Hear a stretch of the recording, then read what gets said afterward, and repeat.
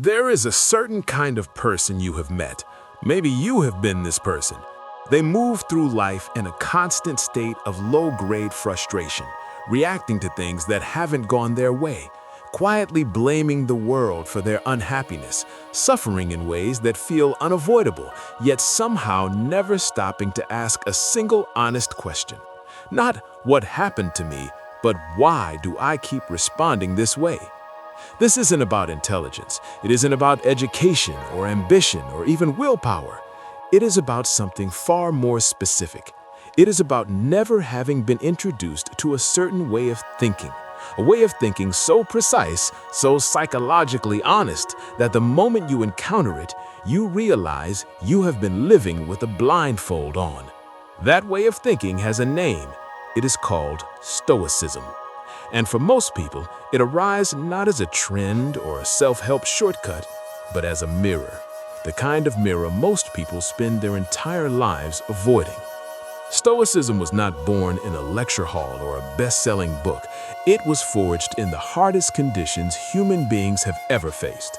Marcus Aurelius ruled the most powerful empire in the world while watching his children die and his empire crumble at its edges, and still sat down each morning to write himself honest. Epictetus was a slave. He owned nothing, controlled nothing, and yet became one of the most psychologically free human beings who ever lived. Seneca faced exile, poverty, and ultimately a death sentence from the emperor he once advised, and wrote about time, mortality, and meaning with a clarity that still cuts through 20 centuries of noise. These men were not optimists. They were not selling happiness. What they were doing was something rarer and more difficult. They were telling the truth about the human mind. And the truth they kept returning to in different words across different centuries is this: it is not what happens to you that determines the quality of your life. It is what you believe about what happens to you. Stoicism is the discipline of learning to tell the difference. What follows are 7 patterns that appear reliably, almost predictably, in the lives of people who have never encountered this discipline. These are not criticisms, they are observations. Epictetus himself said that people are not disturbed by events, but by the opinions they hold about events. Every truth you are about to hear is rooted in that single idea. Think of them not as judgments, but as doors. Each one, when you are willing to walk through it, opens onto something clearer, calmer, and far more your own. The first and most fundamental pattern is this: they spend the majority of their emotional energy trying to control things that are not theirs to control. Think about someone you know, or think honestly about yourself, who has spent days, sometimes weeks, mentally replaying a conversation that did not go well. A colleague said something dismissive. A friend did not respond the way they hoped. A decision was made without their input. And so begins the loop.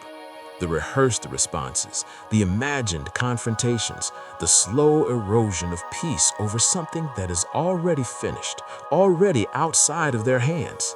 Epictetus wrote with quiet precision that some things are within our power and others are not. Within our power, our judgments, our intentions, our responses, our values. Outside our power, other people's opinions, outcomes we cannot guarantee, the past and the behavior of the world. He called the confusion between these two the root of all human suffering. Not failure, not loss, confusion. The moment a person clearly understands what belongs to them and what does not, anxiety loses the majority of its grip. Not because life becomes easier, but because the mind stops fighting battles it was never going to win. But there is something equally quiet and equally destructive happening alongside this. People without Stoic training have been taught by culture, by advertising, by the slow accumulation of comfort, that ease is the destination.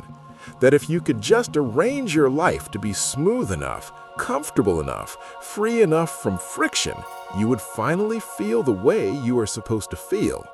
And so they avoid. They avoid the difficult conversation, the hard physical effort, the challenging project. the honest self-assessment. And then they wonder in their most private moments why something feels hollow. Seneca saw this clearly. A life designed entirely around comfort, he warned, produces a soul that is soft at its core, one that has never been tested and therefore does not know what it is made of. The Stoics practiced voluntary discomfort, not as punishment, but as preparation. They understood something modern life has largely forgotten, that the capacity for joy is built through the willingness to endure. Comfort is not the enemy of a good life, but mistaking comfort for happiness is. The person who chooses difficulty when it matters, who does the hard thing, has the honest conversation, stays in the fire a little longer, built something inside themselves that no external circumstance can take away. Closely connected to this is a pattern that may be the most quietly painful of all. The people who have never sat with Stoic philosophy tend to give others enormous, almost unconditional power over the quality of their inner life. A single critical comment from a stranger online can ruin an afternoon. A dismissive tone from a coworker can undo a week of confidence. One negative response to something they created, and they disappear entirely. Not because they are weak, but because no one ever taught them that the inner world is a territory that can be guarded. Marcus Aurelius wrote that no one can harm you without your consent, that the wound is never the event itself, but the meaning you assign to it. This is not a call to become numb or indifferent. It is an invitation to locate your stability somewhere that other people cannot reach. Your inner world, your values, your reasoning, your sense of who you are belongs entirely to you. Protecting it is not arrogance. It is the most basic form of philosophical self-respect. And yet, even people who understand this in principle often fail at the moment that matters most, the moment between something happening and how they respond. The untrained mind reacts. It sends the message written in anger. It says the irreversible thing. It makes the rash decision and then spends weeks quietly dismantling the wreckage, while the other person has long since moved on.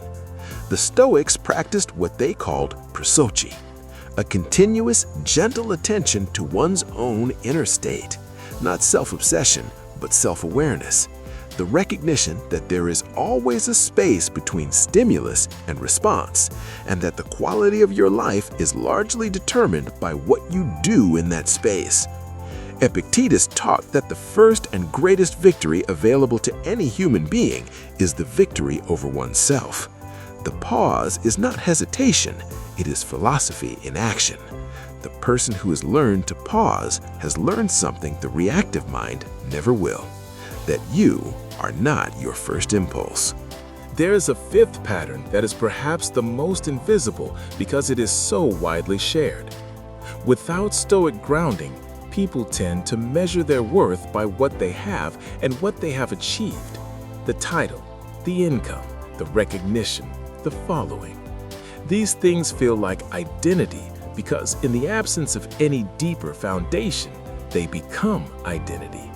And then the title is lost, the achievement is forgotten, the metrics drop, and the person does not know who they are anymore. Marcus Aurelius, who was literally the most powerful man in the known world, spent his private writing reminding himself that emperors and conquerors are forgotten quickly, and that the only thing worth building is character. The Stoics called virtue the only true good, not because wealth and achievement are meaningless, but because they are impermanent.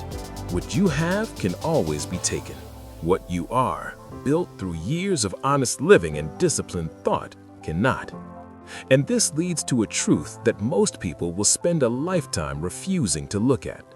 People who have never read Stoicism tend to fear death in a way that quietly poisons their living.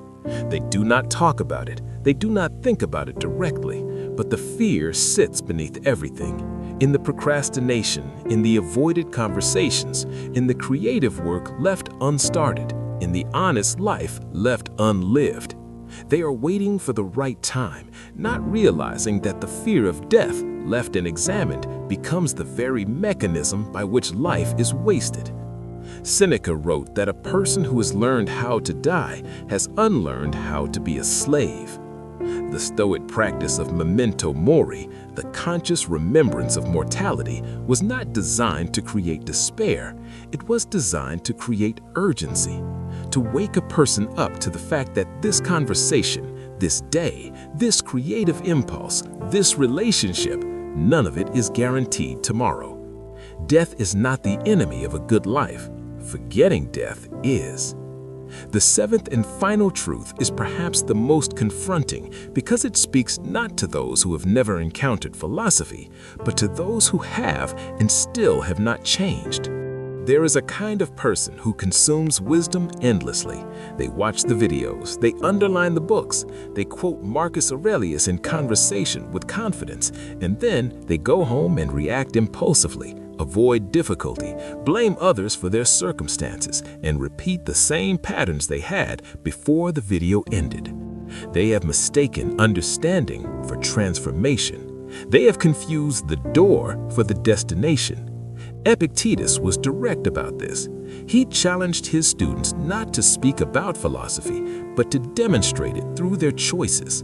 The Stoics called the active practice of philosophy ascesis, a daily disciplined effort to actually live the principles, not simply appreciate them. Reading is where wisdom begins, but it is not where it lives. Wisdom lives in the moment you pause instead of reacting, in the moment you choose the hard conversation over the comfortable silence, in the moment you remember that this day is the only one you are certain of. The philosophy becomes yours the moment you begin living it, not before. Sit with that for a moment, because hearing these 7 truths and feeling a quiet flicker of recognition and then immediately reaching for reasons they do not apply to you is itself one of the truths. The Stoics were clear that self-knowledge is not a destination, it is the beginning of the entire journey.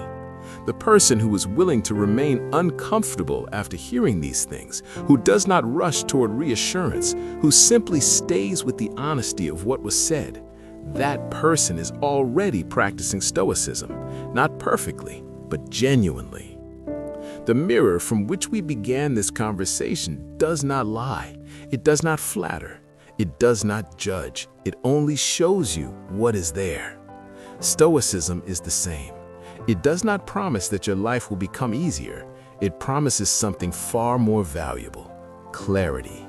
The clarity to see yourself honestly, the clarity to distinguish what you can change from what you cannot, the clarity to stop suffering over things that were never yours to carry.